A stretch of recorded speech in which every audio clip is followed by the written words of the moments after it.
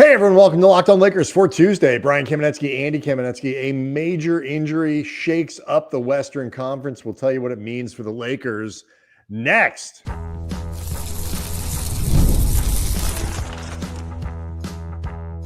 You are Locked On Lakers, your daily Los Angeles Lakers podcast, part of the Locked On Podcast Network, your team every day. Thanks to everybody for making Locked On Lakers your first listen of every day, Monday through Friday. No matter where you get your podcast, this one's always going to be free and never behind a paywall. Locked On Lakers on YouTube is where you can go hang out with over 36,000 subscribers to the channel, all of whom are getting excited because training camp is rolling around. We already know that later this week, Rob Pelinka and head coach JJ Redick will be speaking to the media, which means media day is right around the corner, likely the following Monday. So plenty to look forward to. By this time next week, Andy, we will be talking about training camp basketball, which is better than what we're talking about now, which is not any kind of live basketball. Excellent analysis, Brian. Really knocked it out of the park to start this show. Yep. Anyway, also want to let people know that, and I'm sure they'll be excited to be shoehorned in right here. The fine folks at FanDuel want to let you know that today's episode is brought to you by them. Right now, new customers can bet $5, and if your bet wins, get $300 in bonus bets to use across the app. Download the app today. We'll let you know later in the show how execs, coaches, scouts, all of them are feeling about Luka Dončić and the Lakers. ESPN has its annual survey out. They do summertime survey. Give you some of the results for that. But the big news, Andy, on Monday is Fred VanVleet, the starting point guard for the Houston Rockets. Very important part of that team. Tore an ACL at a team minicamp going into next week's training camp, and it is not officially that he's out for the season, but he's going to have surgery, and he is presumed to be, if not out for the season, damn near close. And so that is a massive, massive blow to a team that is considered sort of in that group right behind the Thunder of big contenders in the West. And even with being considered one of the front runners or inner circle teams in the West, if you want to give the Thunder the benefit of the doubt as number one as the defending champs, fine. But the general consensus had Houston in the top three in the West. They were considered the offseason winners with the trade for Kevin Durant. Houston seemed ahead of schedule in terms of their younger players and getting into the playoffs last year, pushing Golden State to 7 games. One of the acknowledged weaknesses of this team, and I know it's something I talked about a few times with Houston and assessing the West, one of the questions I had was playmaking, just because this roster is low on a lot of proven designated playmakers. Like Fred VanVleet was not just the best point guard on this roster, as far as point guards with any proven track record to play real minutes and produce, he was the only point guard on this roster. That's correct. And and now they are put in a position where they're going to miss his facilitating on a bunch of different levels and that floor general quality. And that's going to have to be replaced somewhere, whether you are talking about guys like Amen Thompson or Alperen Şengün taking next steps in their playmaking ability, which they have both shown abilities to do it, but never as like a full-time part of an offensive flow and like the structure of an offense. Or Reed Shepherd, second-year player, last year was their 3rd overall pick, who, because the Rockets were ahead of schedule, ended up playing less than I think they expected. But between the Dylan Brooks getting traded to Phoenix as part of bringing Kevin Durant, and also even a guy like Cam Whitmore getting moved to the Wizards. Yeah, they had been expecting. Green is gone. Like, you know, they reshuffled with losing a lot of backcourt players. They did, and the expectation was that Reed Shepherd was going to have to play, or was going to play more anyway. Have to is what they wanted. But now they really need Reed Shepherd to be readier than they may anticipate for a bigger role, or a lot of this could end up falling on Kevin Durant, who has proven himself to be a good playmaker, but they really brought him in to be the proven scorer, in a lot of ways, safety valve for this offense, which last year got pretty gummy and inefficient, particularly late in shot clocks. And that's where a guy like Kevin Durant is one of the best ever.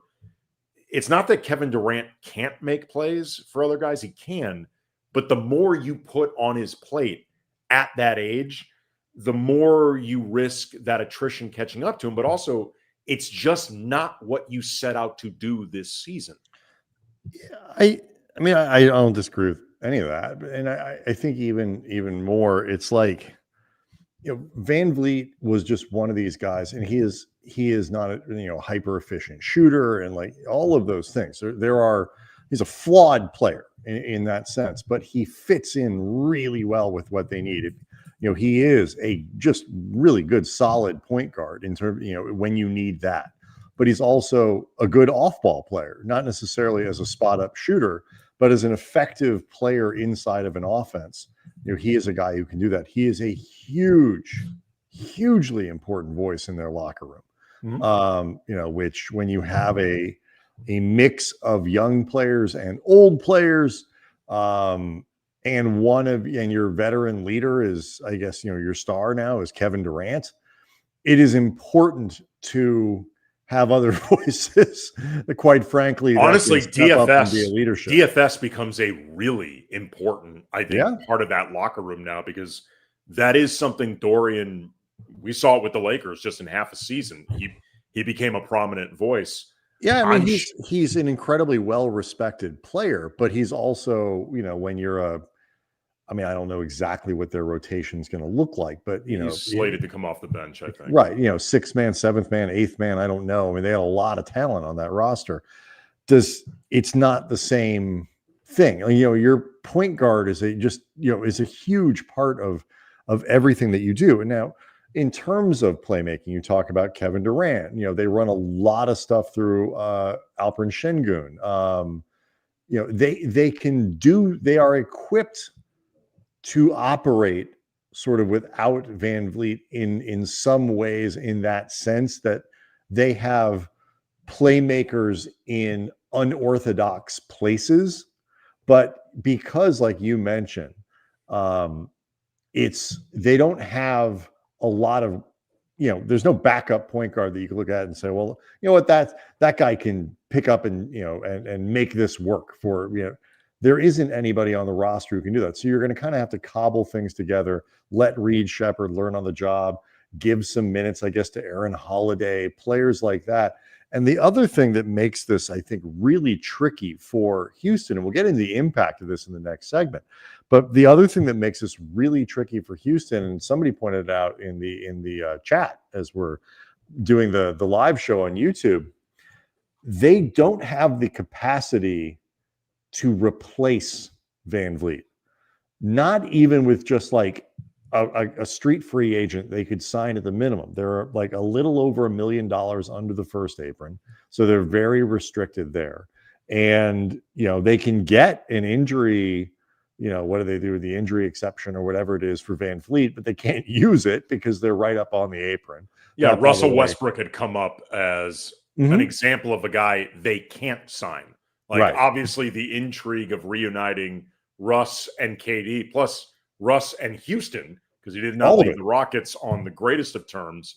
All of those. It's a great move for Locked On Rockets. I'm not sure if it'd be great for the team, but they can't do it because they're right up against the apron. This, by the way, if you're looking for cap things that might change over the course of the next, tweaks they might make to it, that could be one where, if you're a certain amount close to the apron, you can, get some sort of exception that allows you to sign a minimum. Or there may be some sort of adjustment that's made. Same issue the Lakers have, by the way, with the last spot on the roster that's currently open. They can't use it.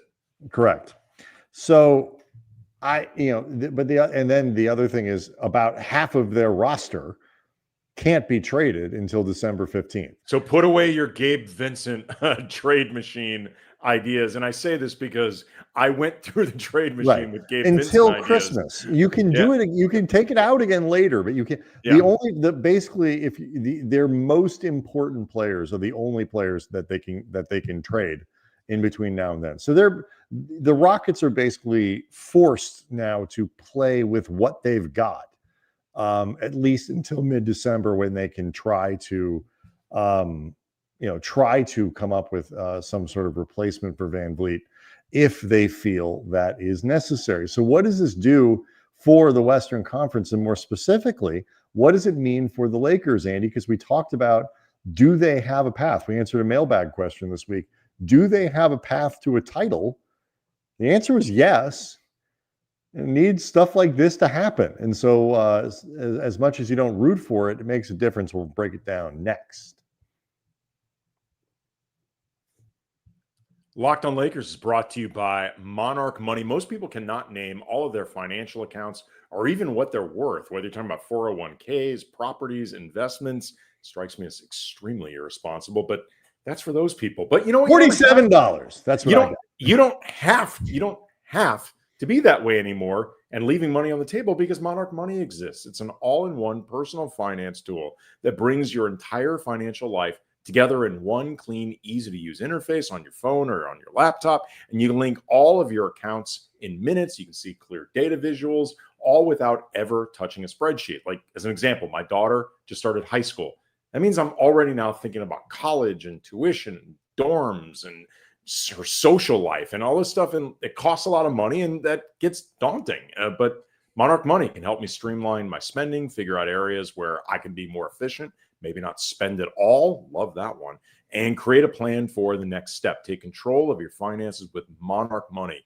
Use the code LOCKEDONNBA at monarchmoney.com for 50% off your first year. That's monarchmoney.com, code LOCKEDONNBA for half off your first year. Obviously, you never want players to get hurt. At least you shouldn't. You really shouldn't out there want players to get hurt. It is not a good way to go through your sporting life. Particularly guys like Fred VanVleet, though, who are very likable players who have kind of carved out cool niches in the league through a lot of hard work. As an undrafted free agent. Yeah, I mean, this is an impressive story that this guy has, and so it is a bummer of a deal for the Rockets. But when we talked about what is the Lakers' path, you and I believe both had the Lakers in that next group, Oklahoma City at the top. Your next group is Houston and Denver.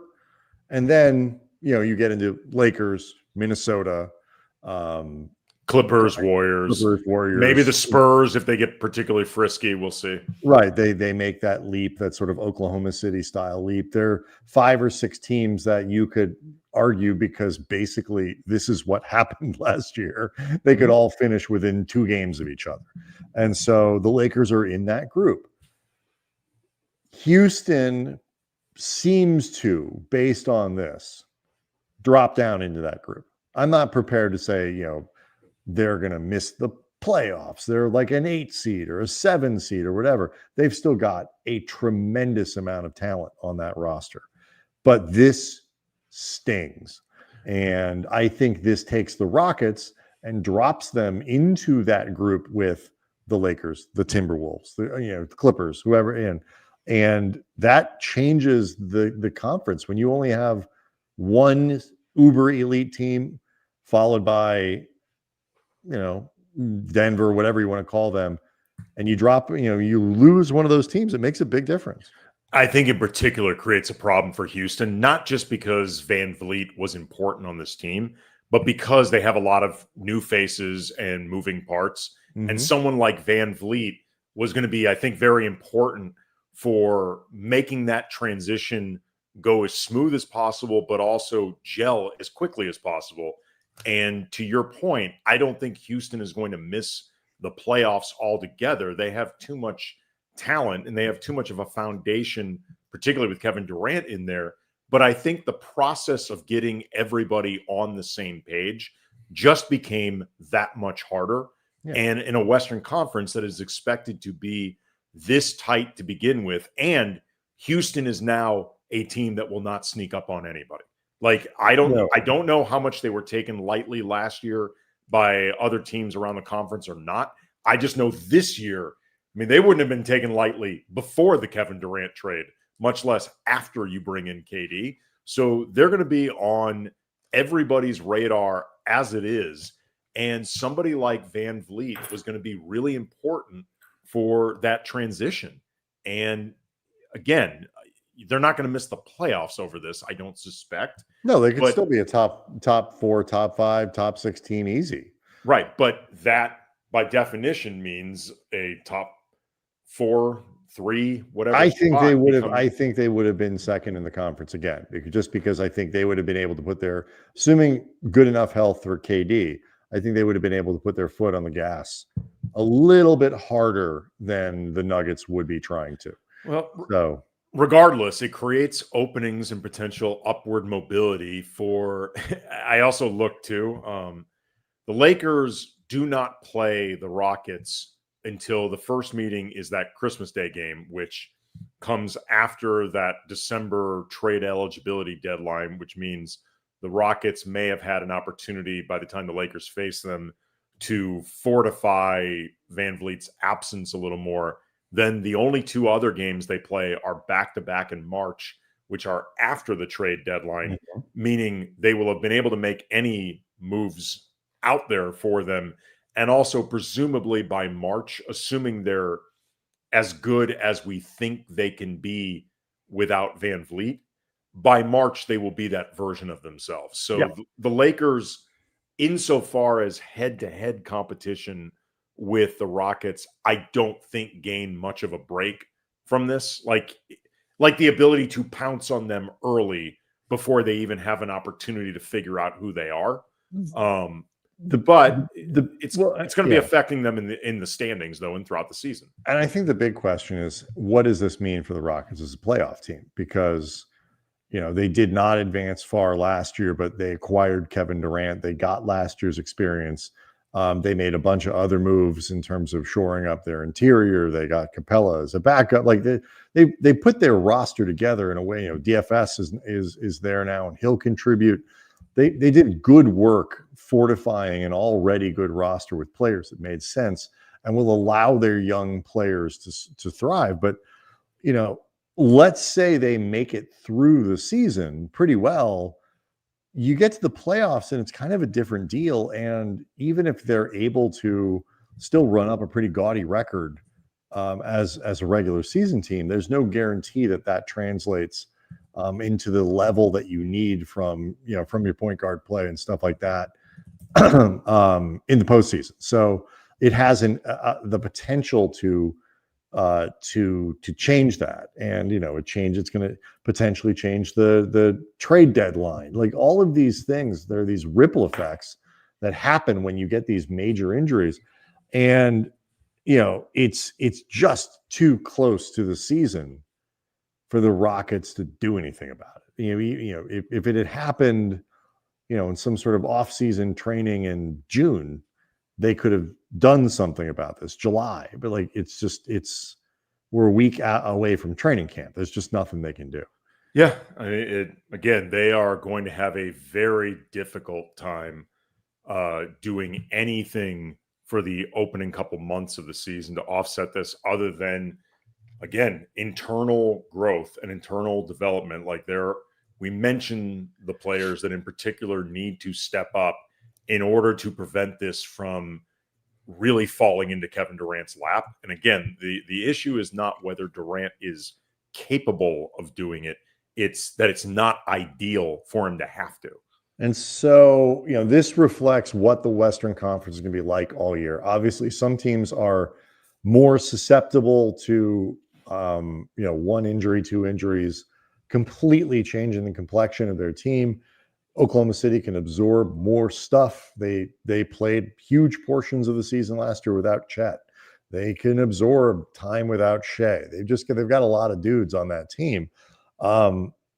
Denver, you don't want anything to happen to Jokic. but that would be problematic for the Nuggets. The Lakers obviously losing Luka would be very problematic. I think losing LeBron could be potentially like just every team. And then in the postseason, it's one thing. This holds true for the regular season, and then in the postseason, these matchup based things that we're going to see. Lakers match up potentially really well with Team A over here with the Thunder, maybe less well. I'm just throwing out teams, the Nuggets, the Timberwolves, whatever. But one twisted ankle changes that equation entirely, no matter what the matchup is. Again, we will say it really sucks for Fred VanVleet, and we are not pleased to report this as a potential opportunity for the Lakers. But the way sports work, it is a potential opportunity for the Lakers and for other teams around the conference. They rest assured the Rockets would treat the same way if an important Laker got hurt. Yep. All right. So every year, Andy, ESPN does a survey of GMs and coaches and scouts, sort of the people that you would, if reading a story, refer to as league sources. The results of that survey are out. And let me tell you one thing they're bullish on. Luka Dončić will explain next. Locked On Lakers is brought to you by FanDuel. The NFL season's almost here. FanDuel is making sure, the NFL season is week 4 of the NFL season. It's here. It's almost week 4 of the NFL season is almost here. Week 3 is in the books. And I need to make sure I have my copy updated because the truth is the last time I read it correctly. But anyway, I am like you, I read what's put in front of me. I sympathize. I actually have made the mental adjustments, just not today. Anyway, FanDuel's making sure you are ready for week 4 and beyond with a can't miss offer. Right now, new customers, you bet just $5. And if your bet wins, you get $300 in bonus bets to use across the app. So bet on something really, really obvious. I love that FanDuel fits however you like to bet, whether you're talking player props or building a same game parlay or even jumping in live as the action unfolds. If you're somebody who has a feel for how a game is going to shake out, you can get ahead of those results with a little wager, and it makes every game more exciting, whether you are watching your team that you root for IRL or just keeping an eye on that fantasy lineup. So are you ready? Download the FanDuel app now by visiting FanDuel.com to get started. That's FanDuel.com to place your first $5 bet. Do you remember the time on the air at 710 ESPN when I was reading the shoe ad and it went through it and I referred to the brand as Dr. Martens? Yeah. I'm just a man reading what's on the page. Yeah, if we could just write that out as DOC instead of the actual brand name, I would appreciate it. There's a running joke now that's been going on at 710 for about 5 or 6 years on one of the shows because I read some copy about something we were doing involving golf, and there was supposed to be a sound effect that was put in there of the crowd roaring after a great shot. But they didn't do that, and all it said in parentheses was roars. So I went, roars! I'm like, I don't know. And that's become a running joke at the station now for multiple years. Yeah, I mean, it's just the things that happen. We are, trained monkeys. Just read what's on the paper. There is no question. All right.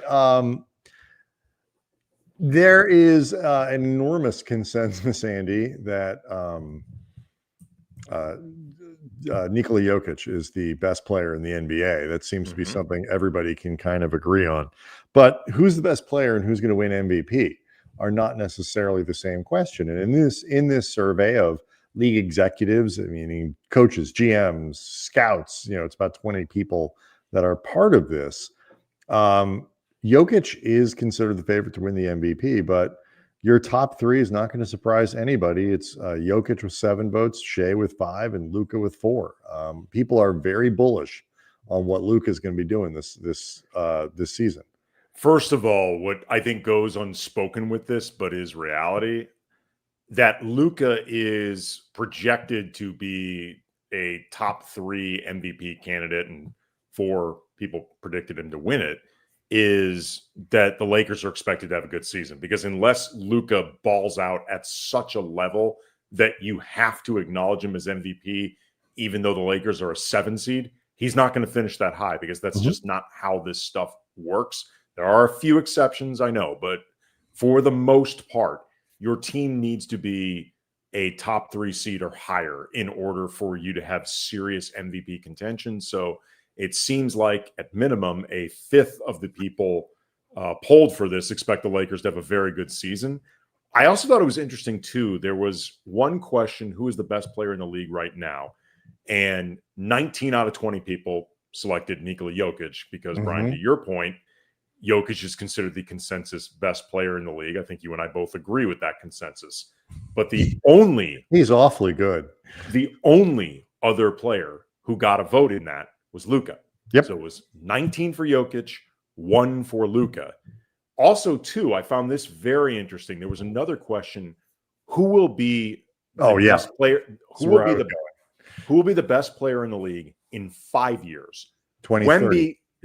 Wemby got, I believe, 12 out of 20 votes, and that makes a lot of sense. I think the general expectation is that health 16 out of 20 actually Wemby got. Health assumed it's going to be Wemby's league, and the rest of us live in it, and that totally makes sense. But the next closest was actually Luka. He got 2 votes, which may not seem like a lot, but again, it's the point. The point isn't how many votes he got; it's that he's even on the list. Because I can tell you with some degree of confidence that in a world where they do not make this trade, the Lakers do not have a player who anybody would vote for as the best player in the year 2030. And this gets back to the importance of getting a generational superstar in his prime. Like, this is something the Lakers have not had since Kobe. Like, a generational superstar that we have seen evidence is capable of taking your team to the finals as the 1A guy. Like, LeBron obviously led the Lakers to a championship, but he was at generously the back end of his prime. And with LeBron, it's always sort of a weird scale judging this, but he was on the back end of his prime, if you want to say he was still in it. Anthony Davis was entering his prime, but AD, as great as he was, and Brian and I've been level, right. Brian and I've been big proponents of AD. He has not proven to be at that level. The Lakers have not had somebody like this since Kobe. Yeah, and I think I was just going to say, you get a runway. You get an actual runway, and that runway matters. You don't get the run. If everybody knew what LeBron still had left in the tank, so to speak, when they acquired him, they would have had a different runway. But the problem is, like, they only really planned for like 4 seasons. I think that was, is what they were really thinking about, and have been on this like year-to-year thing since. And that's not a runway. Like, you can't land you can't land an airplane on it. You have like a helicopter. You have to take off straight up and down. It's not the same thing. And so Luka provides runway, even if he ends up playing almost the same amount of years on the Lakers as LeBron does. This is year 8 for LeBron. It's going to be it's going to be with the Lakers. Yeah, it's going to be LeBron's 8th season with the Lakers, Luka's 8th season in the NBA. Right. So let's say, Luka, I think the expectation, the hope is with the Lakers that he plays a decade with the Lakers. Like, that's not that much longer than what LeBron will have put in. It's not impossible to come back for a 9th season even. But the difference is the Lakers will have anticipated 10 years of Luka, whereas they wouldn't have with LeBron. Nobody did, including LeBron. So speaking of that, though, they did get into that question of where LeBron plays next year. And while the Lakers didn't win in terms of total amount of votes, they did get the most votes for like any one place. So it went Lakers 7, retired 5, Cleveland 4, Warriors 2, Mavs 1, Heat 1. So basically, if the Lakers, if people think he's going to play, they basically took the Lakers equally to the field, which I thought was interesting. Right. I was going to say, if you remove, they didn't even take the Lakers equal to the field the way I see it. Like, it's technically 7-8. Lakers 7, 8 other votes combined for 4 other teams, but that's 4 other teams barely beating the Lakers. It's essentially, to me, it's essentially a tie. It really underscores how, and this is something you and I've talked about a lot, for all of the perceived and I think real tension that exists between LeBron and the Lakers, and some dissatisfaction on LeBron's end about his present and I guess potential future with the Lakers, stature, all that stuff that's well worn on this show. When it comes to the combination of competitiveness, potential money, location, storyline, prestige, all of that stuff, LeBron may not have a better option than the Lakers if he wants to keep playing. Like, that is forget a non-0% chance. Like, that is I've been saying that for weeks. Yeah, it's a coin flip at best that you could come up with a better scenario for checking as many boxes as LeBron would want. Right. And oh, by the way, you can say the same for the Lakers, because the chance, as much as, flexibility, this, that, whatever, move on, restore the roster, change things up, whatever, it's going to be really hard, depending on what the finances look like, to find a player better than LeBron if he puts in a season similar this year. If he puts in something he did last year, he finished 6th in MVP voting last year. These people do not just, sort of grow on trees. Like, they are hard to find. And so replacing LeBron, as much as I know some fans are sort of over the experience, so to speak, like, it's not easy to do. Like, and so it may very well be that the relationship is still mutually beneficial in a way that makes LeBron say, I'm not going to get anything any better anywhere else. I'll stay here. The difference is it's the actual engagement to decide that, to come into that agreement, is much more on equal footing, where the Lakers are equal party to that conversation to LeBron, whereas before it was really just LeBron dictating the Lakers year to year. And that's what, to go back to the conversation about runway, that's what made it so hard to have one. I mean, that has been a constant talking point of mine since well before this offseason began. I was just like, this setup, I mean, even when Anthony Davis was still on the roster, but particularly once Luka was here, that setup of LeBron having 1+1s at 50-ish mil a season in perpetuity with an unknown, forget end date, but also start date, because it would always be up to LeBron to decide, and he wasn't going to give you any clue until he absolutely had to.